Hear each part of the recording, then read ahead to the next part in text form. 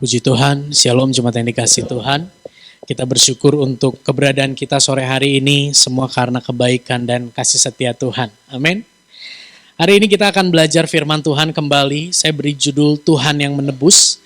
Dan tema hari ini menjadi penutup dari series khotbah kita selama 2 bulan God is for us. Di mana kita belajar sepanjang tahun ini kita mau belajar mendedikasikan hidup kita buat Tuhan. Dan 2 bulan ini kita belajar untuk lebih mengenal siapa Tuhan kita. Karena dedikasi kita kepada Tuhan akan kita jalani dengan penuh sukacita, dengan penuh kerelaan ketika kita mengenal siapa Tuhan kita. Tanpa kita mengenal Dia dengan benar, maka dedikasi kita kepada Dia hanyalah satu yang begitu membebani kita, satu yang begitu terasa begitu terpaksa.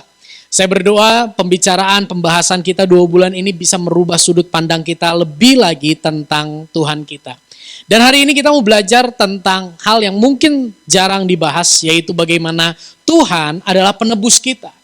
Dalam perjanjian lama dikatakan Yehovah Goel, bagaimana Tuhanlah yang menebus. Kita akan lihat sama-sama di dalam firman Tuhan, kita buka Alkitab kita. Di dalam Yesaya 44 ayat yang ke-21 sampai 28 ini pembahasan kita pada sore hari ini. Yesaya 44 ayat 21 sampai 28. Yang pria bersama dengan saya bacakan yang ganjil dan yang wanita bacakan yang genap. Ya, Yesaya 44 ayat 21 sampai 28, demikian firman Tuhan. Tuhan penebus Israel, 1, 2, 3. Ingatlah semuanya ini, hai Yakub. Sebab engkaulah hambaku, hai Israel. Aku telah membentuk engkau adalah hambaku. Hai Israel, engkau tidak kulupakan. Silakan yang wanita 22.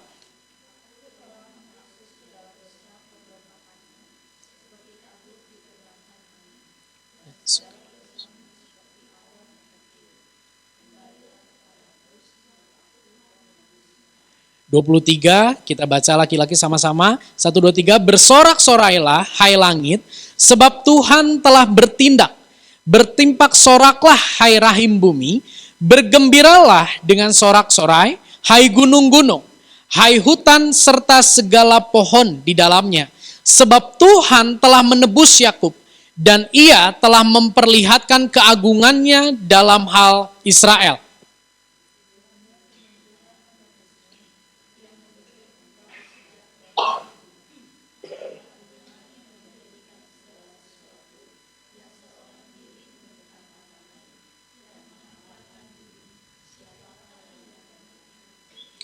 Akulah yang meniadakan tanda-tanda peramal pembohong dan mempermain-mainkan tukang-tukang tenung yang membuat orang-orang bijaksana mundur ke belakang dan membalikkan pengetahuan mereka menjadi kebodohan.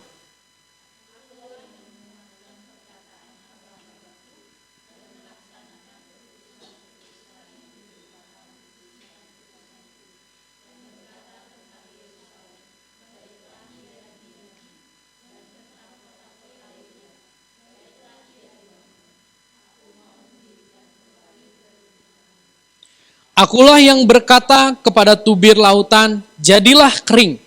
Aku mau mengeringkan sungai-sungaimu.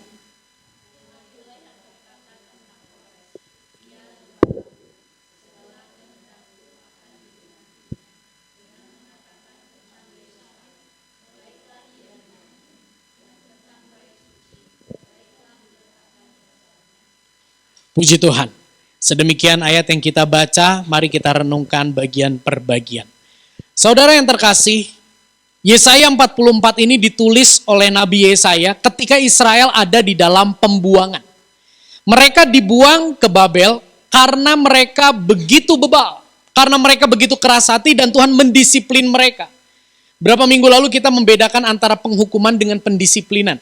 Kalau pendisiplinan itu adalah konsekuensi, tapi Tuhan hadir di dalamnya mendampingi perjalanan mereka menanggung konsekuensi. Israel berada di dalam pendisiplinan, namun ketika mereka didisiplin oleh Tuhan, mereka bukannya kembali kepada Tuhan, tetapi mereka malah berpaling dari Tuhan. Mereka berbalik dari Tuhan dan menyembah patung buatan tangan manusia. Di Babel itu terkenal bagaimana patung-patung dibuat begitu banyak, dipuja, disembah, diagungkan, dianggap sebagai Allah. Itulah yang terjadi. Dan ketika Allah melihat bagaimana Israel menyembah patung di dalam pendisiplinan yang sedang terjadi, yang tadi kita baca itu adalah respon dari Tuhan. Dan saya mau katakan, ini respon yang sangat luar biasa. Ini respon yang di luar nalar. Kenapa?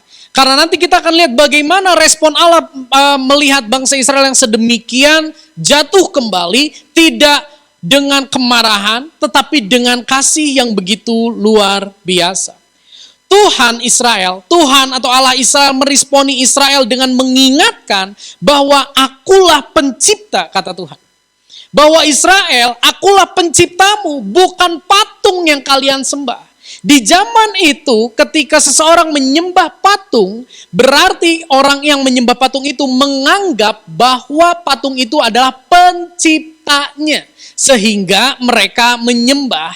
Dan ayat-ayat yang tadi kita baca, kita melihat bagaimana Adonai atau Tuhan Allah Israel mengajar mereka, mengingatkan mereka kembali bahwa akulah, kata Tuhan, akulah yang mencipta engkau. Yesaya 44 ayat 21 firman Tuhan berkata, ingatlah semuanya ini hai Yakub.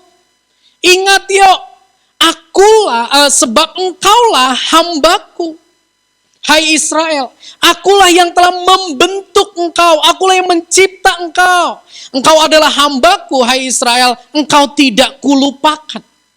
Dan di terjemahan lain, di New English Translate, dikatakan bahwa Tuhan, akulah yang mencipta engkau Israel. Akulah yang mendesain engkau supaya engkau menjadi penyembah dan pelayan bagiku. Ya. Dan di sini kita bisa melihat bagaimana engkau tidak kulupakan, bagaimana Tuhan tidak membuang Israel, Tuhan tidak melupakan Israel di tengah kebebalan hati mereka. Apa yang terjadi ketika kita punya sesuatu yang begitu, kita punya gadget, kita udah beli dengan harga yang mahal, tapi itu tidak berfungsi dengan baik. Maka kita akan lupakan, kita akan buang, kita ganti yang baru.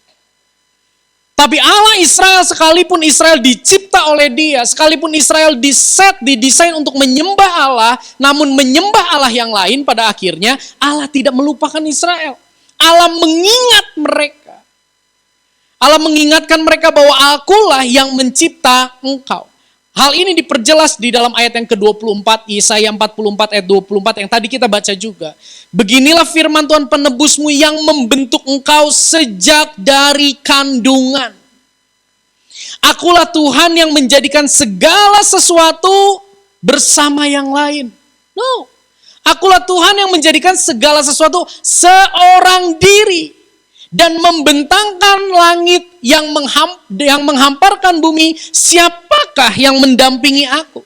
Di sini Tuhan ingin sampaikan gini loh, kalau kamu menyembah banyak patung, kamu menganggap bahwa ciptaan ini, yang ciptaan darat dicipta oleh patung ini, yang udara dicipta oleh patung ini, dewa udara, dewa air, dan sebagainya.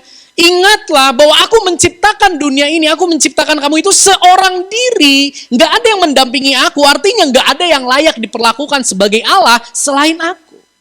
Gak ada yang layak engkau sembah selain aku, termasuk patung-patung buatan tangan manusia. Nanti di rumah boleh baca Yesaya 44 ayat yang atas-atasnya tuh, sebelum ayat 21, ada beberapa ayat di situ dijelaskan kalau nggak salah dari 7 sampai 20. Ayat 20, ayat 7 sampai ayat 20 menceritakan Allah mengungkapkan bagaimana kok kamu nyembah patung sih? Itu kan buatan tangan manusia. Kok kayu kamu sembah? Kok besi kamu sembah? Kok emas kamu sembah? Itulah sebuah kebodohan, kata Tuhan. Dan di sini Tuhan mengingatkan, akulah satu-satunya pribadi yang mencipta engkau dan hanya akulah yang layak untuk engkau sembah. Tapi kita tahu kenyataannya, Israel malah menyembah dewa-dewa lain, menyembah patung. Kita lanjut. Ayat yang ke-22, Yesaya 44 ayat 22 yang tadi kita baca. Lihat ini. Setelah Tuhan katakan bahwa aku tidak melupakan engkau, Tuhan katakan gini, aku telah menghapus segala dosa pemberontakanmu. Seperti kabut diterbangkan angin dan segala dosamu seperti awan yang tertiup. Kita bayangkan kabut diterbangkan oleh angin, itu lenyap.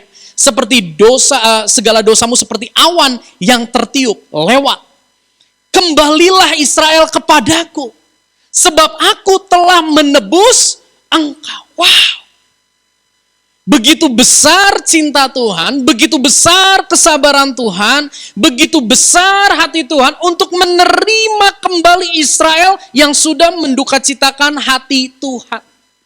Yang sudah menjalani kehidupan yang berlawanan dengan apa yang menjadi kemauan Tuhan.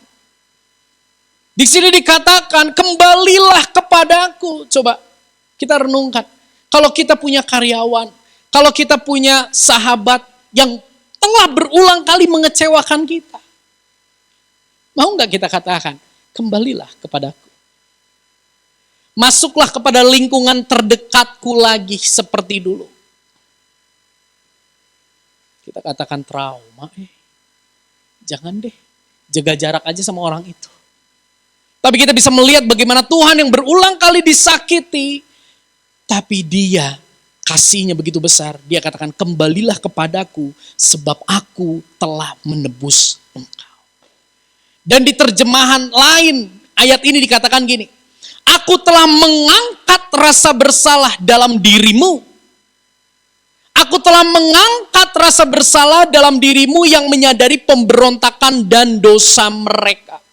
Jadi posisi Israel saat ayat ini ditulis, saat Yesaya berkata ayat ini, adalah mereka sudah mulai menyadari, oh iya aku tuh salah, aku tuh bodoh ya menyembah patung. Aku tuh salah, aku tuh seharusnya gak menyembah patung, aku seharusnya menyembah Tuhan. Dan timbul rasa penyesalan di dalam mereka. Timbul rasa aku tidak layak diampuni. Aku tidak layak kembali kepada Tuhan. Aku yang layak bagiku adalah aku dibuang. Karena aku telah berulang kali melakukan hal yang salah di hadapan Tuhan. Aku enggak layak. Tapi lihat ini. Tuhan tahu perasaan mereka.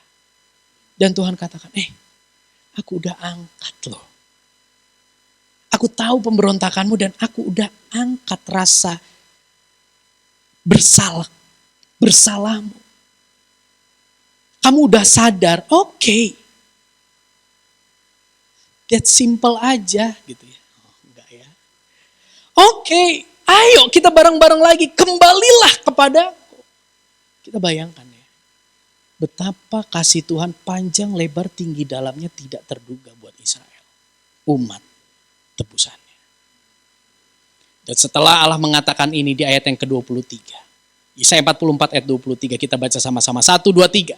Bersorak-sorailah hai langit, sebab Tuhan telah bertindak. Bertempik soraklah hai rahim bumi, bergembiralah dengan sorak-sorai. Hai gunung-gunung, hai hutan, serta segala pohon di dalamnya. Sebab Tuhan telah menebus Yakub dan ia telah memperlihatkan keagungannya dalam hal Israel.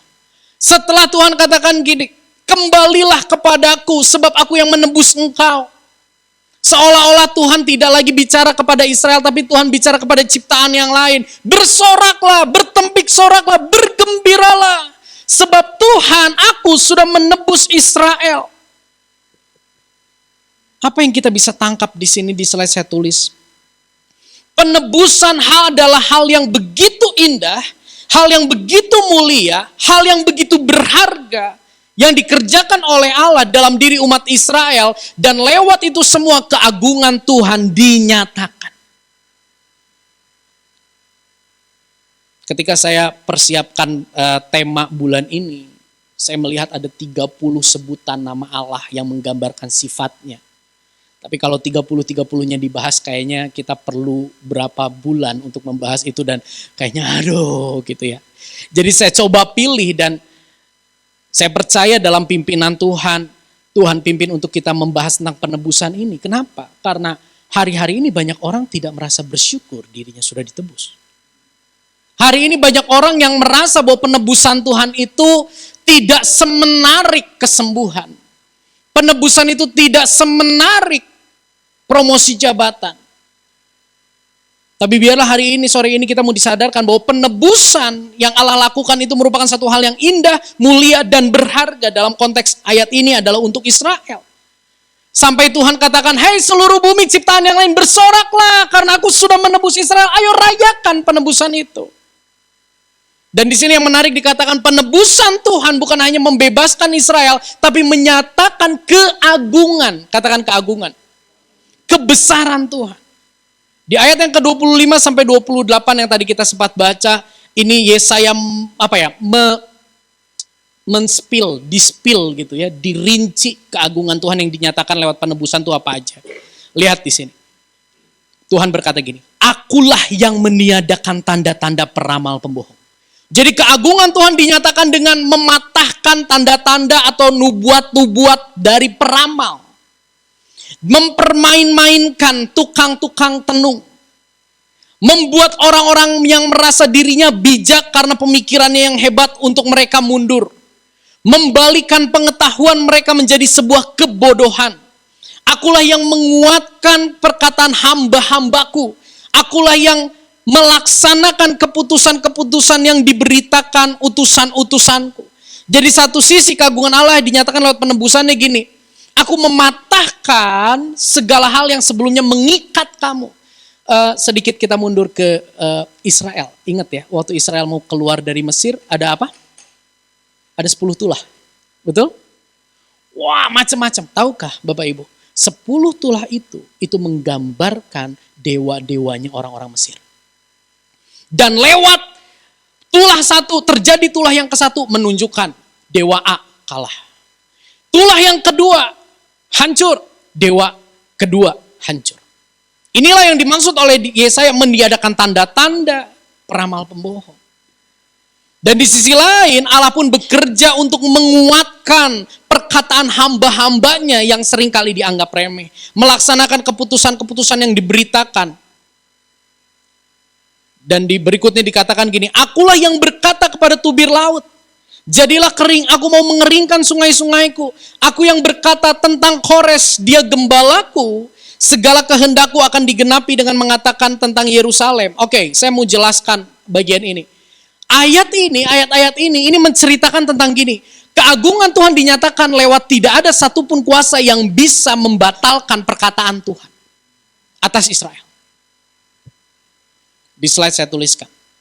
Inilah tindakan penebusan yang menyatakan keagungan Tuhan. Penebusannya mematahkan kuasa yang sebelumnya membelenggu. Penebusannya membongkar pemikiran-pemikiran yang keliru. Penebusannya menggenapi apa yang ia katakan, yang ia nyatakan. Penebusannya menunjukkan bahwa bagaimana Tuhan begitu berdaulat atas segala yang ada. Oke. Lewat beberapa ayat yang tadi kita baca, apa sih yang bisa kita pelajari? Mungkin Bapak Ibu dari tadi, aduh naon ya teh?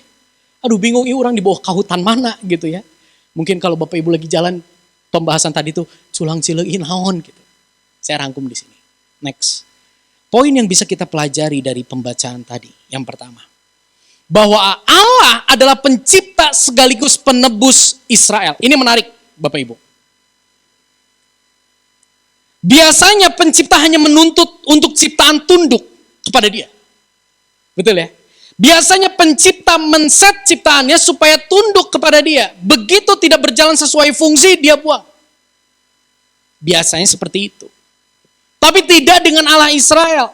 Dia mencipta, tapi dia tidak hanya menuntut ciptaannya untuk tunduk kepada kehendaknya, tetapi ketika ciptaannya itu keluar dari kehendakannya, dia rela sekali lagi bertindak untuk memulihkan Israel melalui penebusannya.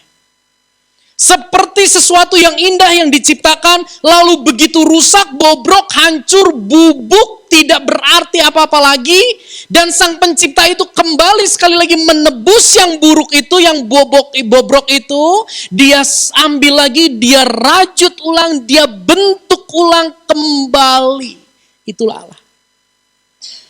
Apa yang kita lakukan terhadap barang bekas? Apalagi kita udah punya yang baru. Yang kepake. Aduh, kita lagi renovasi dan saya melihat di sana banyak sekali kabel-kabel yang geus teu kapake ya. Ketika Allah melihat Israel, wah begitu indah aku ciptakan dia, namun kehidupannya bertolak belakang dengan yang aku inginkan, di mata Tuhan itu sebuah kehancuran yang luar biasa. Tapi karena kasihnya yang besar, Tuhan tidak buang Israel. Tuhan ambil lagi, Tuhan bentuk lagi Israel seperti yang dia inginkan. Dia adalah pencipta sekaligus penebus. Yang kedua, penebusannya menyelamatkan Israel. Menyelamatkan Israel dari apa? Dari tipu muslihat iblis yang seolah-olah berkata ini yang benar dan firman Tuhan salah. Patung-patunglah yang layak disembah, bukan Allah Adonai yang layak disembah. Membebaskan Israel, menyelamatkan Israel dari muslihat iblis dan pemikiran yang sesat. Penebusan yang Allah lakukan itu membawa Israel kepada pemulihan, sehingga apa yang Allah rancangkan di dalam hidup Israel itu boleh tergenapi. Dan yang terakhir, penebusan Allah terhadap Israel menunjukkan bahwa karya Allah itu sempurna bagi Israel. Perenungan buat kita gini. Next.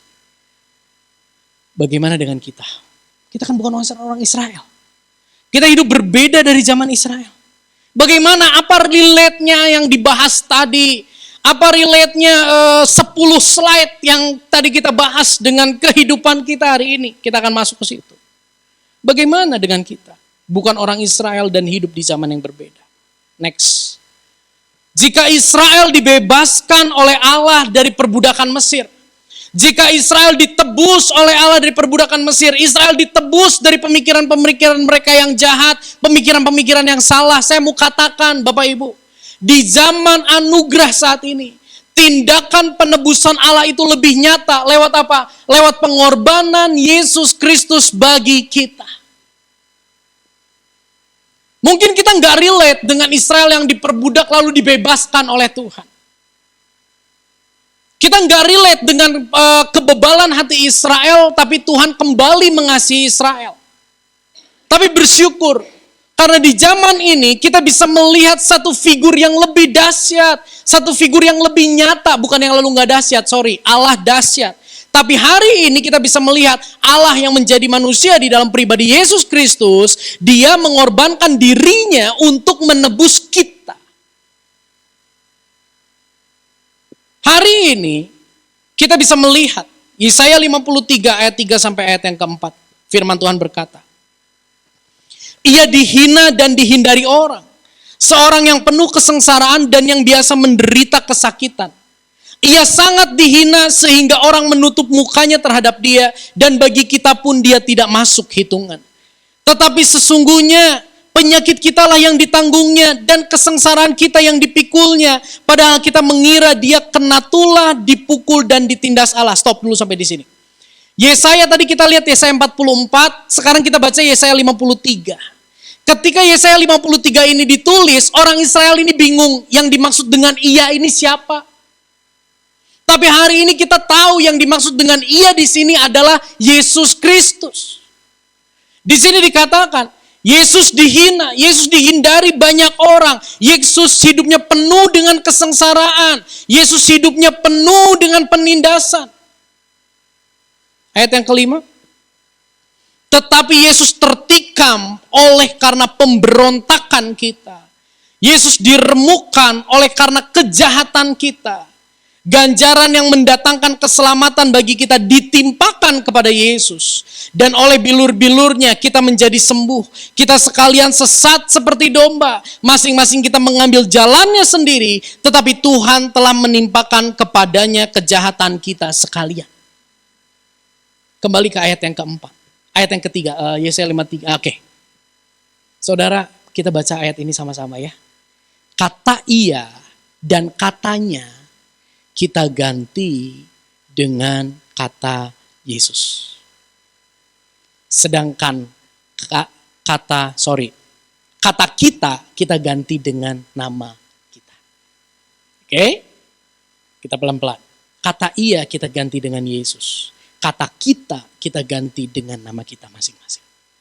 1, 2, 3. Yesus dihina dan dihindari orang. Seorang yang penuh kesengsaraan, yang biasa menderita kesakitan. Yesus sangat dihina, sehingga orang menutup mukanya terhadap Yesus, dan bagi Yusak pun dia tidak masuk hitungan. Tetapi sesungguhnya penyakit Yusaklah yang ditanggung oleh Yesus, dan kesengsaraan Yusak yang dipikul oleh Yesus. Padahal Yusak mengira Yesus kena tulah, Yesus dipukul dan ditindas Allah. Ayat 5. Tetapi Yesus tertikam oleh karena pemberontakan siapa? Yusak. Yesus diremukkan oleh karena kejahatan Yusak. Ganjaran yang mendatangkan keselamatan bagi Yusak ditimpakan kepada Yesus. Dan oleh bilur-bilur Yesus, Yusak menjadi sembuh. Kita sekalian sesat, masing-masing mengambil jalannya sendiri. Tetapi Tuhan telah menimpakan kepada Yesus kejahatan kita sekalian. Ini tindakan nyata Allah untuk menebus kita. Kita nggak relate dengan apa yang Allah lakukan untuk Israel ketika membebaskan mereka dari Mesir. Oke, Allah memberi gambaran yang jelas bagaimana ia berkarya, tindakannya, kemuliaannya dinyatakan lewat pengorbanannya untuk menebus kita. Kita nggak ada beda dengan Israel. Kita tahu siapa pencipta kita, tapi kita sembah yang lain. Kita tahu siapa yang menjaga kita, tapi kita menyenangkan diri kita sendiri. Kita tahu siapa yang menolong kita, namun seringkali kita tidak peduli terhadap kehendaknya. Bukankah Israel demikian? Dan bukankah hidup kita demikian?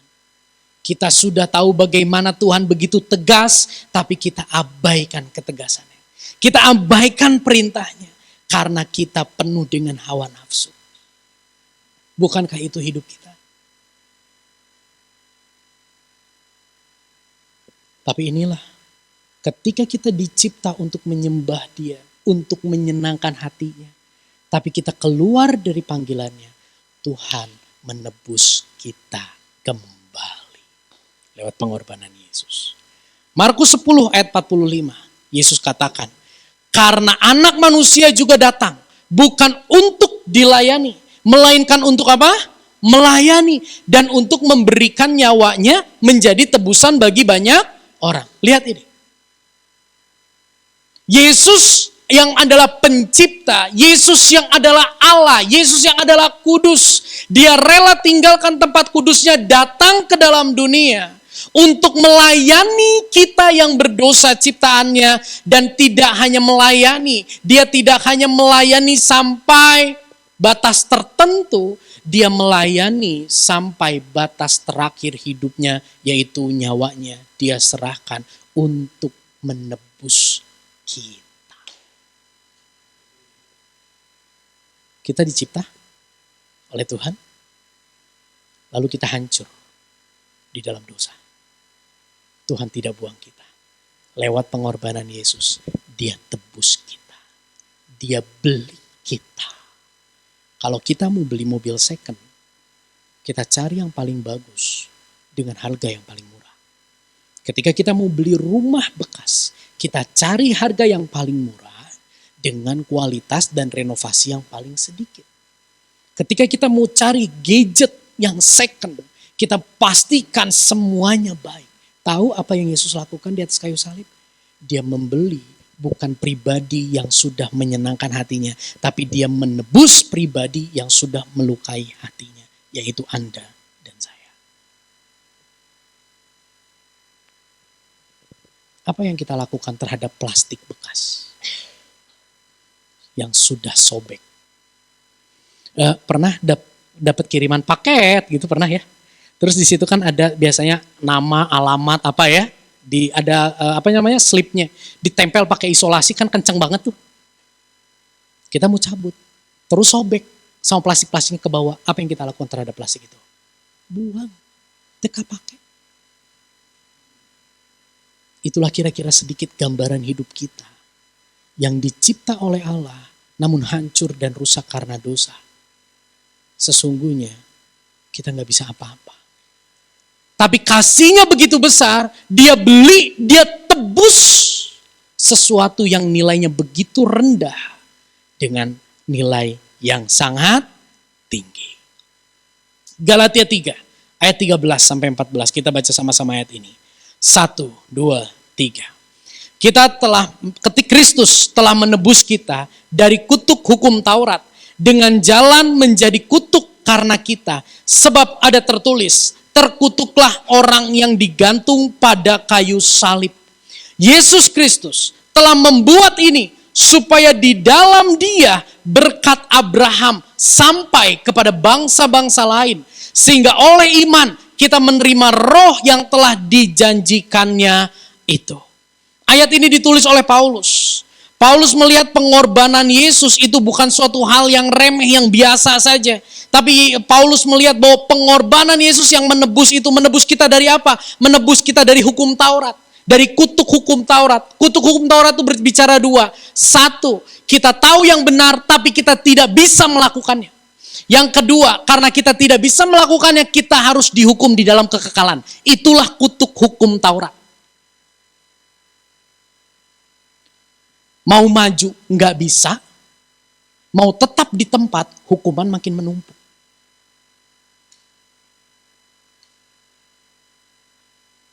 Mau bergerak nggak bisa, tapi ketika tetap di tempat, hukuman makin menumpuk.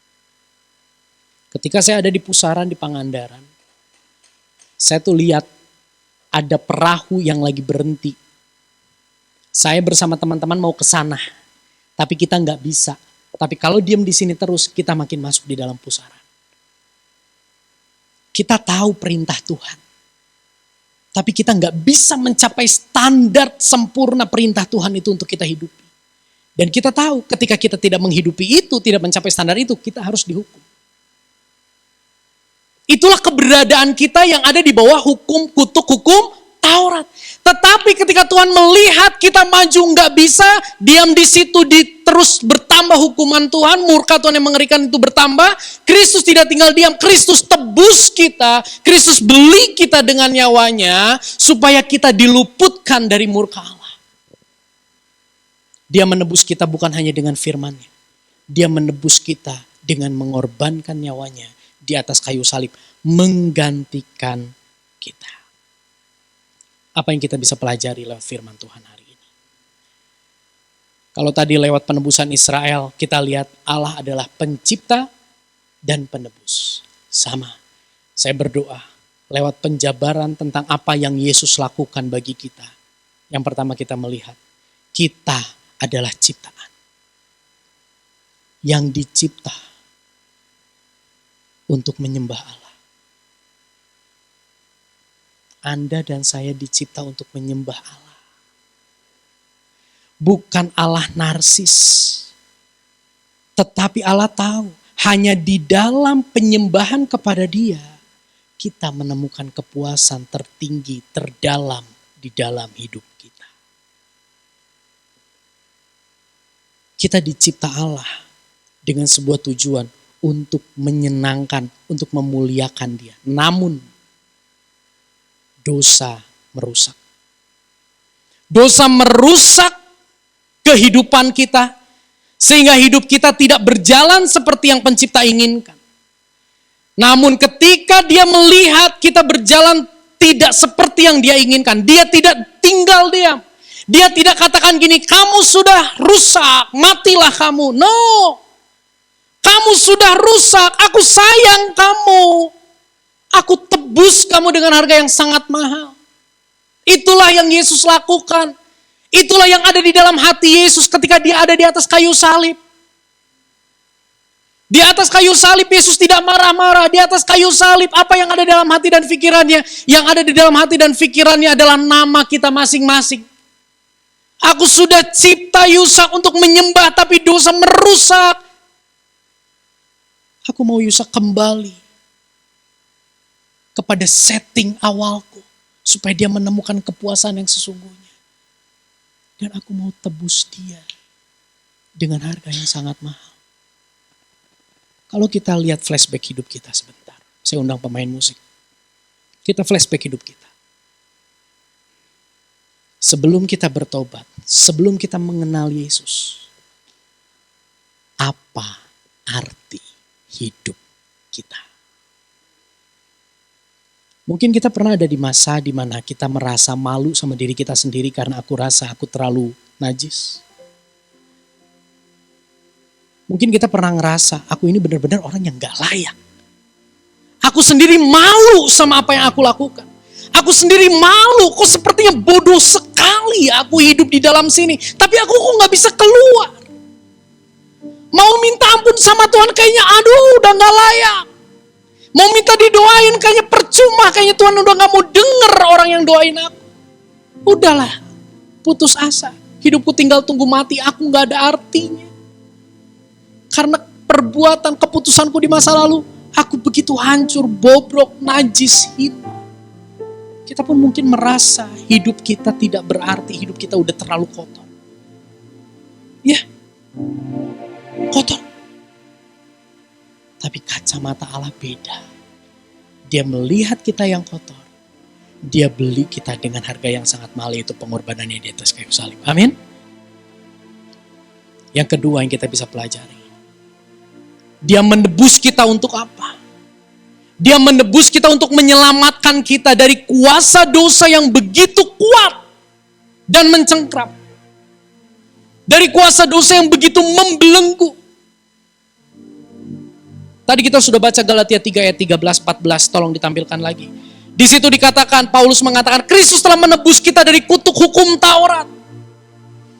Penebusan Kristus membebaskan kita dari keterikatan dosa yang begitu kuat.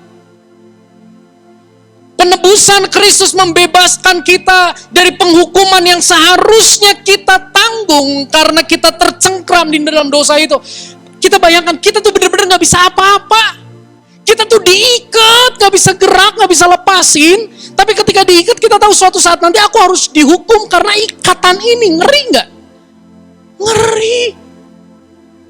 Mau hidup bener gak bisa, hidup terus gak bener juga kena hukum. Dan bertumpuk hukumannya. Paulus juga katakan bahwa kita itu mati di dalam dosa itu.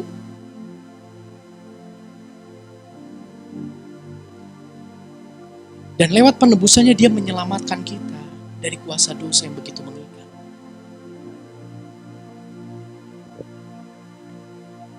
Anggap ini emas. Saya pegang erat-erat. Lalu saudara katakan, lepas itu Sak, lepas. Gak mau, ini berharga buat saya. Lepas itu, lepas. Gak mau, ini berharga buat saya. Coba jawab saya. Bagaimana supaya saya lepas ini? Ada yang tahu? Hah? Lepas aja. Nggak mau, ini terlalu bagus. Beli emasnya, oke. Yang lain ada? Dibeli emasnya, oke. Ada yang lain? Kasih yang lebih bagus. Ini di sini kan udah banyak orang tua dan ada calon orang tua. Aduh bro Miki pegang gendong anaknya. Pasti ini pernah dialami. Anaknya pegang mainan. Oh, gak mau diganti. Aduh. Gimana ya caranya? Kasih yang lain. Contoh. Kasih iPad. Kasih YouTube. Lepas gak? Lepasnya bukan dengan terpaksa, tapi lepasnya dengan itu loh. Soalnya udah mulai. Jadi harus lebih kinestetik sedikit ya, nyampaikan firman-Nya ya. Penebusan Kristus itu menyelamatkan kita dari kuasa dosa yang sebelumnya begitu mengikat, bahkan kita cengkram. Dengan cara apa? Dengan cara Yesus menawarkan sesuatu yang jauh lebih indah, lebih mulia, lebih agung, yaitu apa? Pengorbanannya di atas kayu salib. Sehingga kita melepasnya, bisa kita lihat Yesus, apa yang sebelumnya kita genggam yang mengikat, kita bisa gini. Ini jauh lebih indah. Aku mau pegang yang ini dan aku lepas yang ini.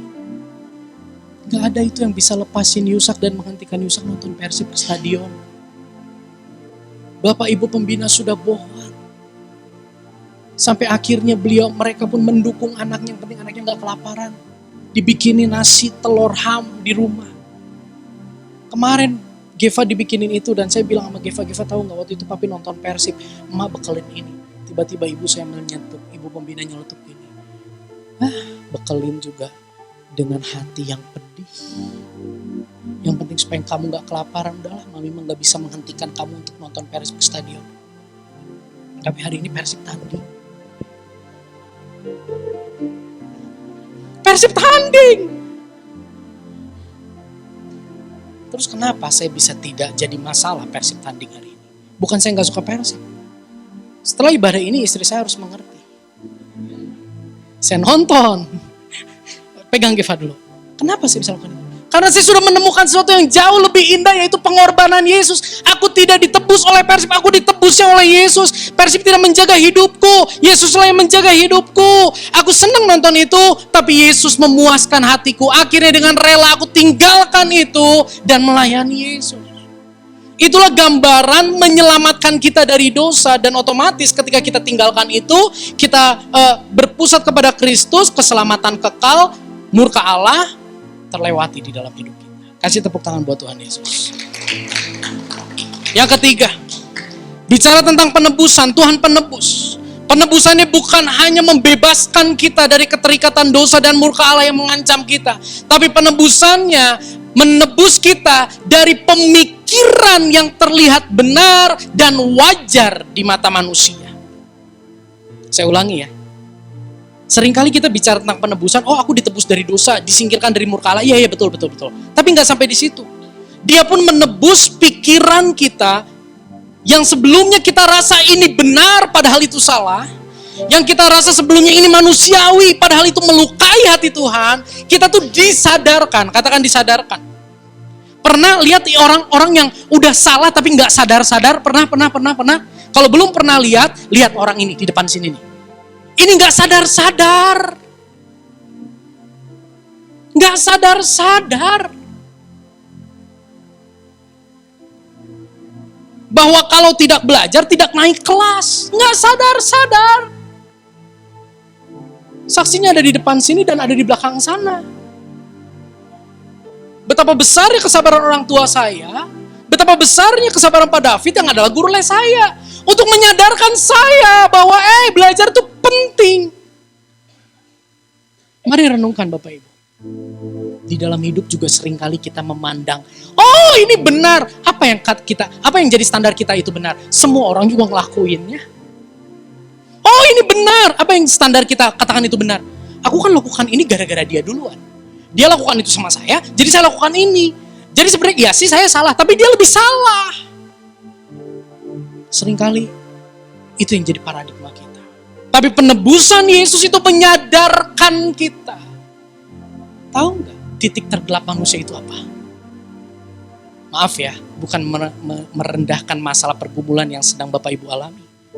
Tapi titik terendah kehidupan manusia adalah ketika dia menganggap sesuatu yang salah itu benar. Itu gak bisa ditegur oleh manusia. Ketika di dalam gelap itu ditegur itu malah marah. Itu kita. Tapi penebusan Yesus itu sanggup menyadarkan kita. Anu teu hideng jadi hideng. Yang gak sadar jadi sadar. Di slide saya tulis gini. Saudara, apa yang kita pandang benar, itulah yang kita percaya. Apa yang kita percaya, itulah yang kita hidupi. Jadi yang harus dirubah bukan sekedar perilaku kita, tapi apa yang kita pandang benar. Bisa nangkep di sini? Ketika apa yang kita pandang benar itu dirubah ke setting awal Allah menciptakan kita, kita bisa percaya bahwa itulah yang terbaik, dan kita dengan rela hati menghidupi itu, hidup kita berubah. Penebusan Allah itu merestorasi kehidupan, bukan memodifikasi perilaku kita. Mari saudara, Pastor Christian pernah jelaskan, untuk tersesat itu gak usah miring 1 derajat. 0,0 sekian derajat miring. Jika itu diteruskan, lama-lama mata saya jadi juling. Ketika itu diteruskan, 0,0 sekian itu miring dan itu diteruskan. Jika mana? Jauh dari sasaran. Itulah kenapa Tuhan mau menebus kita, bukan hanya diluputkan dari murkanya, tapi supaya hidung pikiran kita itu sadar. Karena sedikit sekali saja menyimpang, kita akan tersesat, ujungnya maut. Dan yang terakhir, puji Tuhan, yang terakhir katanya ya. Yang keempat, penebusan yang Yesus lakukan di atas kayu salib. Kita baca sama-sama 1, 2, 3. Menjadi jaminan penyertaannya yang sempurna ada bagi kita. Kondisi tidak selalu baik di dalam Yesus. Tapi penyertaannya itu selalu ada. Kenapa? Karena dia sudah tebus kita dengan harga yang sangat mahal. Kondisi tidak selalu seperti yang kita inginkan. Tapi kita tetap bisa mengucap syukur. Kenapa? Karena kita menjalaninya tidak seorang diri. Ada Dia yang penuh dengan kuasa, yang penuh dengan kasih, yang telah menebus kita, yang telah membeli kita. Tidak mungkin Dia membiarkan kita. Pernah berantem sama orang gara-gara barang? Saya mau tanya, berapa harga barang yang menjadi penyebab kita berantem sama orang? Seringkali harganya nggak murah buat kita. Dan kenapa kita berantem? Karena kita mempertahankan itu. Kenapa kita pertahankan itu? Karena kita sudah beli. Tahu nggak kita dibeli? Ditebus dengan apa? Nyawa, harga yang sangat mahal. Jadi nggak ada alasan buat Allah meninggalkan kita. Kalau hari ini kita rasa aku sudah tidak layak, aku sudah begitu jauh dari Tuhan. Apa yang Allah katakan kepada Israel, kembalilah kepadaku karena aku sudah menebus engkau.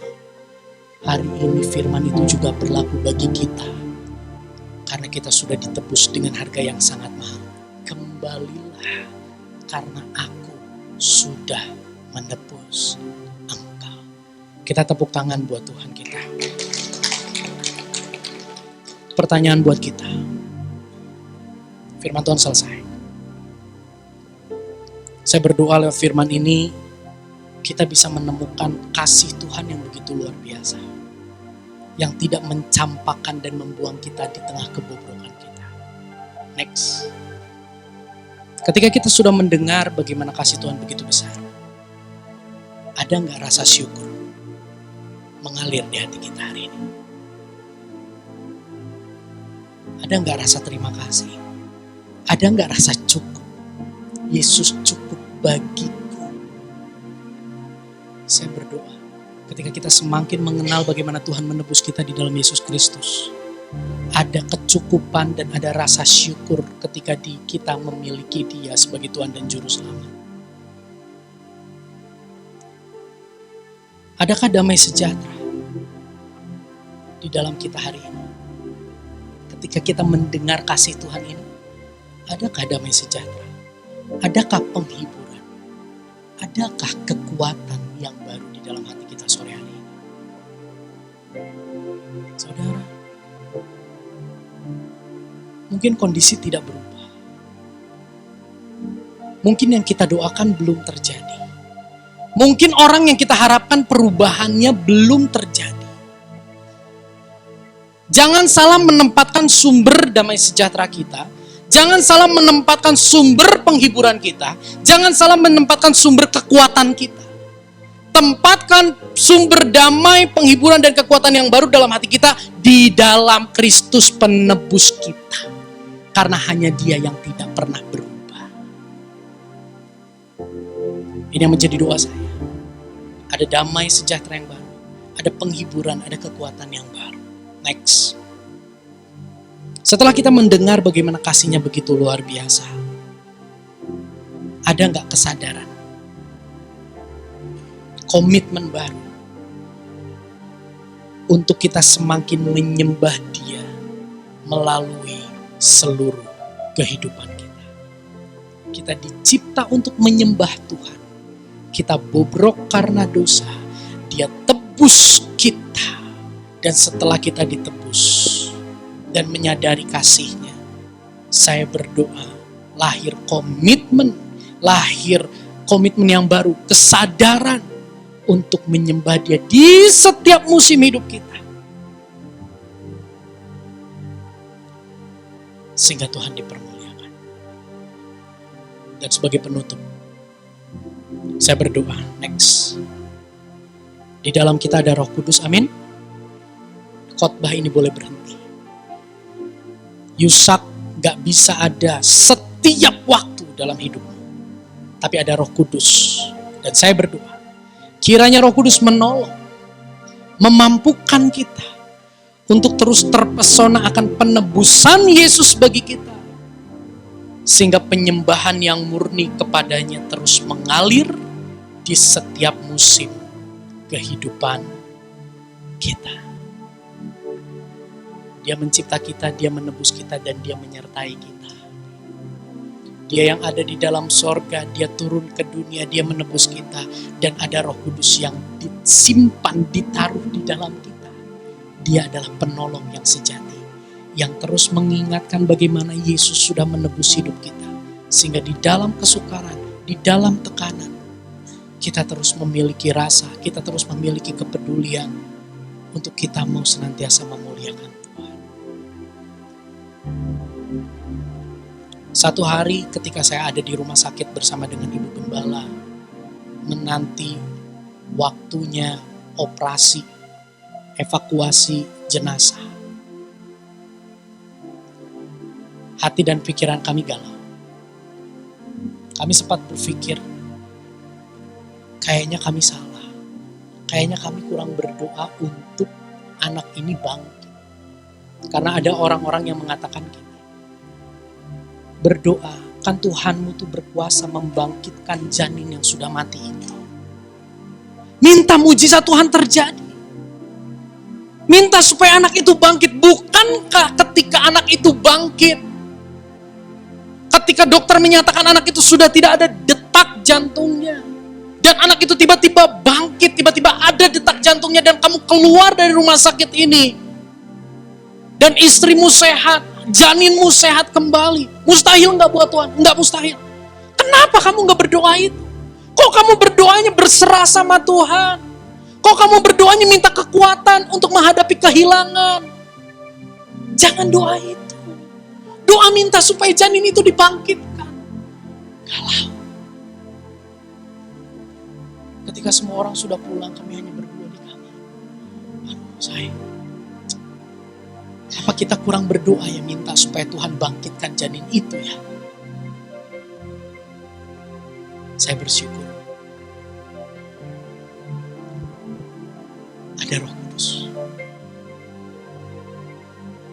Waktu itu saya belum cerita sama siapa-siapa hal itu. Tapi di dalam hati saya Roh Kudus gini. Hidupmu adalah untuk memuliakan Tuhan. Memangnya kalau anak itu tetap meninggal, Tuhan tidak dipermuliakan? Ada pertanyaan itu dalam hati saya. Yang akhirnya saya bersepakat bersama dengan istri. Kita rubah doa kita. Kita minta sama Tuhan. Mana yang lebih memuliakan Tuhan di musim hidupku ini? Kalau anak itu bangkit dan kemuliaan Tuhan dinyatakan 100, bangkitlah anak itu.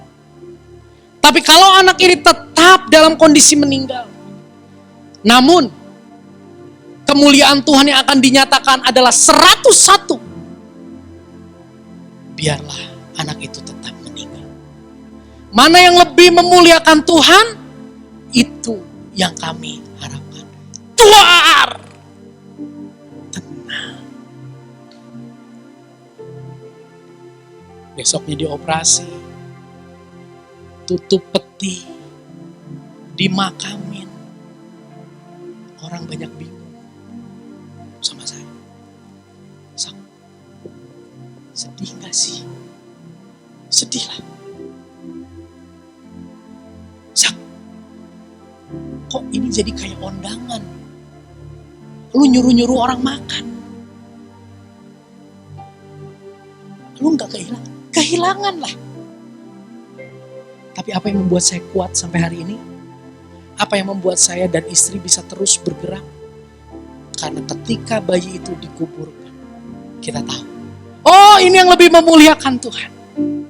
Silahkan, Tuhan kerjakan apa yang Dia pandang baik. Bukan saya hebat, bukan saya hebat. Saya pun ragu malam itu.